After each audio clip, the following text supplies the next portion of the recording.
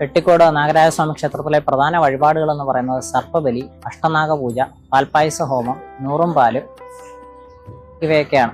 അതില് അഷ്ടനാഗ പൂജ എന്ന് പറയുന്നത് അഷ്ടനാഗ പ്രതിഷ്ഠ, ശിവസമേതമായിട്ടുള്ള മഹാദേവ സമേതനായിട്ടുള്ള അഷ്ടനാഗ പ്രതിഷ്ഠയാണ് ഇവിടെ ഉള്ളത്. ഇത് ഇവരെ പ്രീതിപ്പെടുത്തുന്നതിന് വേണ്ടിയിട്ടുള്ളതാണ് അഷ്ടനാഗ പൂജ. സർപ്പബലി എന്ന് പറയുന്നത് ഇവിടെ വളരെ വിശേഷമായ പൂജയാണ്.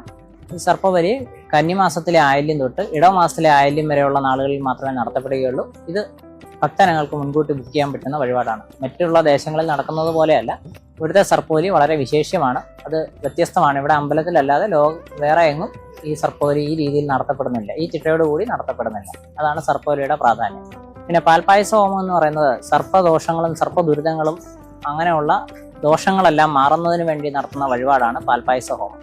അത് ഇവിടെ വിശേഷിയാൽ നടത്തപ്പെടുന്ന ഒരു വഴിപാടാണ്. അത് എല്ലാ ദിവസവും നടത്തപ്പെടുന്നതാണ്. തലേ ദിവസം മുൻകൂട്ടി ബുക്ക് ചെയ്താലേ പിറ്റേ ദിവസത്തേക്ക്